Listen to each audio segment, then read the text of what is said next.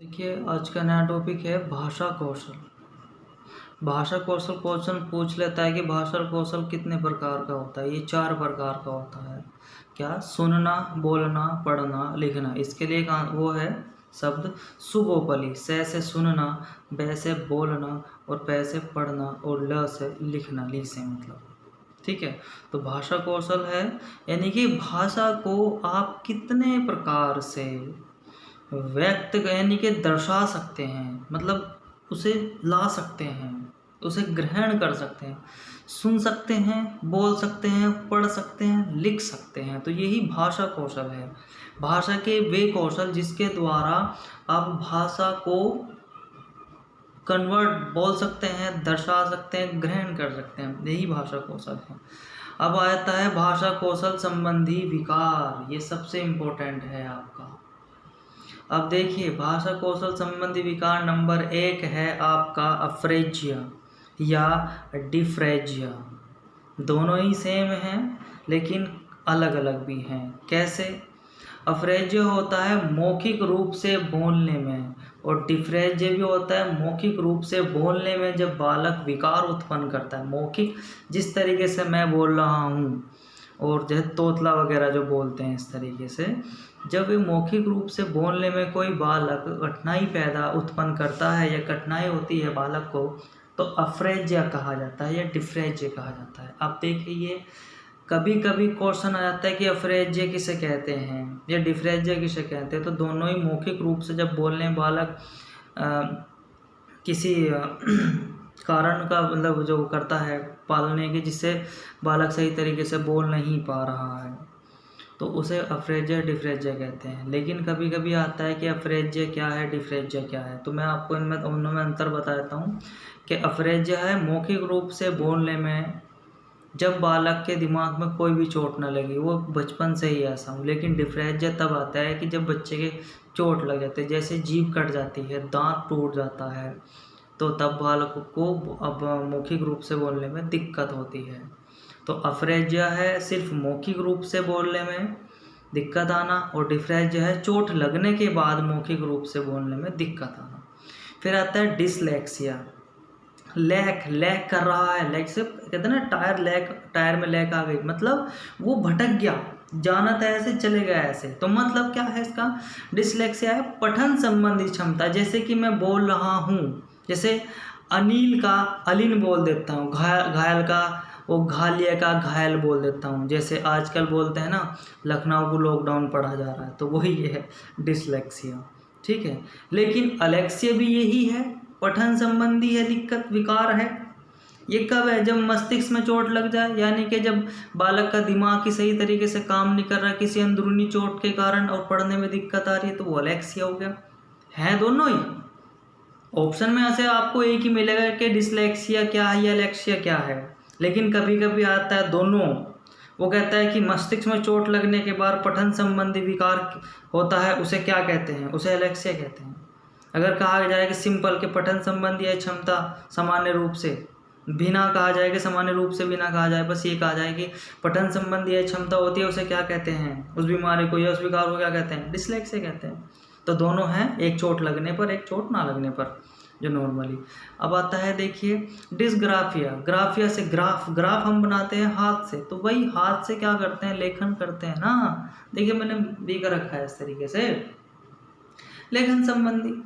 कैलकुलिया, dyscalculia, calculation क्या बोलते हैं? गणना बोलते हैं। मोर यानी कि ज्यादा, अरे भाई ज्यादा, मोर माने ज्यादा, तो डिसमोर्फिया कहते हैं ज्यादा, यानी कि जब व्यक्ति को या बालक को ये भ्रम हो जाए, है ना, जब भ्रम संबंधी विकार है, जैसे कहते हैं ना कि मैं तो बहुत ज़्यादा सुंदर हूँ, या ये मेरा हाथ बड़ा है, या मेरा हाथ छोटा है, या मेरे बाल बहुत लंबे हैं या छोटे हैं, तो जब इस प्रकार का भ्रम होता है तो उसे डिस्मोर्फिया कहते हैं। डिस्थीमिया, थम जा तनाव मत करे, थम जा तनाव मत करे, तो डिस्थीमिया जब यानी कि तनाव संबंधी विकार होता है। प्रेक्सिया पैर से पैर यानी कि कामक संबंधी विकार। तो देखिए से पैर से क्या करते हैं? हम चलते हैं ना, तो गामा के चलन संबंधी विकार हो गया। अब डिस्प्रेक्सिया, देखिए अप्रेक्सिया अलग है, डिस्प्रेक्सिया अलग है। तो डिस्प्रेक्सिया क्या होता है, जब एक से अधिक विकार उत्पन्न हो जाते हैं, यानी कि आपको पढ़ने में भी दिक्कत है, आपको लिखने में भी दिक्कत है, आपको गणना करने में भी दिक्कत है, आपको बहुत सारी दिक्कत है। तो जब यानी कि एक साथ बहुत सारे विकार हो जाते हैं उत्पन्न हमारे शरीर में, तो उसे डिस्प्रेक्सिया कहते हैं। ग्राफ हाथ से लिखते हैं, कैलकुलेशन गणना करते हैं, मोर ज़्यादा, दिमाग ज़्यादा काम कर रहा है कि हमें भ्रम हो गया। थीमिया, भाई थम जा, तनाव मत करे। पैर प्रे ए प्रे ए प्रे ए प्रे, यानी कि पैर पैर चलन, डिस्प्रेक्सिया मोस्ट इम्पोर्टेंट, जब एक से ज़्यादा अधिक विकार हो ना, पढ़ना लिखना गणना संबंधी। इसके बाद है डिसऑर्थोग्राफी, ऑर्थोग्राफी, ऑर्थो अपने आप, ग्राफी अपने आप लिख रहा है, यानी कि वर्तनी संबंधी। ऑर्थो ओटो ओटो ऑर्थो खुद से ग्राफ बना रहा है, खुद से ग्राफ बनाने की। वर्तनी का मतलब होता है स्पेलिंग, मोस्ट इम्पोर्टेंट है वर्तनी, यानी कि स्पेलिंग। जैसे कि अनिल का अनिल लिख दिया, लिखने संबंधी है ये भी, कोई दिक्कत। जैसे ग्राफ है ना भाई, ग्राफ को तो ग्राफ ही वो होता है। तो कभी ये सोचना चाहिए ग्राफिक देखा था हमने तो वो लिख दिया लेखन संबंधी, लेकिन ऑप्शन में था वर्तनी संबंधी भी।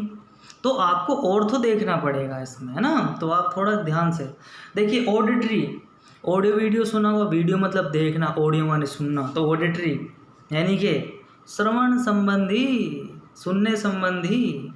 विजुअल, देखिए विजुअल का मतलब अरे भाई देखना वीडियो, विजुअल कि ये विजुअल है ये अनविजुअल है ना, इस तरीके से। तो देखने। Perception disorder. सेंसरी, सेंस है ना, सेंस ऑफ ह्यूमर। सेंस क्या होता है, इंद्रियां होती हैं भाई, है ना। इंद्रियों के द्वारा जब हम काम लेते हैं ना, कि तेरे में सेंस ऑफ ह्यूमर नहीं है, मतलब अरे भाई इंद्रियों के द्वारा तो सोच समझ नहीं है क्या। जैसे क्या ऑर्गेनाइजेशन मतलब, ऑर्गेनाइजेशन का मतलब होता है संगठन। पठन संबंधी विकार, यानी कि संगठनात्मक पठन संबंधी, यानी कि जब आप अकेला पढ़ना पसंद करते हैं, जब आपको सिर्फ अकेले ही पढ़ने में आपको समझ सकते हैं। जैसे बहुत से बच्चे ज़्यादातर क्लास में नहीं पढ़ पाते, अगर उन्हें अकेले में पढ़ा जाए तो पढ़ लेते हैं, तो उन्हें ऑर्गेनाइजेशन लर्निंग डिसऑर्डर होता है। मतलब वे अकेले में ही पढ़ सकते हैं, सबके साथ नहीं पढ़ सकते। ऐसे बुलीमिया, ये बहुत फनी सा है। बुलीमिया होता है खाने संबंधी, यानी कि जब बालक को यही पता ना चले कि उसका पेट भर गया है और वो फिर भी खाया जा रहा है, तो बुलीमिया। अरे बुलबुला बनना, मोटा हो रहा, बुलबुलिया, है ना। तो बुलीमिया खाने संबंधी, बुलबुला हो रहा, मोटा हो रहा खा के, तो मतलब खाने संबंधी होगा भाई, जिससे बालक ठूस के खाता है, उसे पता ही नहीं चलता कि उसे भूख लगी है या नहीं लगी है, बस जब भी देखा जब भी खाना स्टार्ट। तो बुलीमिया से बुलबुला हो रहा, बुलबुला कब हो जाएगा, जब आदमी ज़्यादा खाएगा ना, मोटा। ठीक है, तो ये भाषा कौशलता ये कंप्लीट होता है, मोस्ट इंपॉर्टेंट है, 1 नंबर का जरूर आता है हमेशा।